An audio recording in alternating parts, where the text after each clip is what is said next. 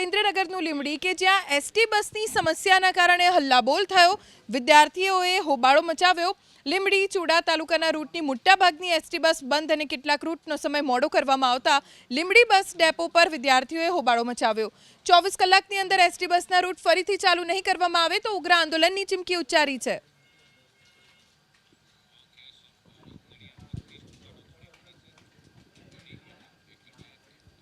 નડિયાદ કે જ્યાં વરસાદી કાંસ ઉપર બનેલી 30 દુકાનો તોડી પાડવાનો નિર્ણય કરવામાં આવતા વેપારીઓ દોડતા થઈ ગયા। 60 વર્ષ અગાઉ નગરપાલિકાએ વરસાદી પાણીના નિકાલની કાંસ પર દુકાનો તૈયાર કરી ભાડે આપી।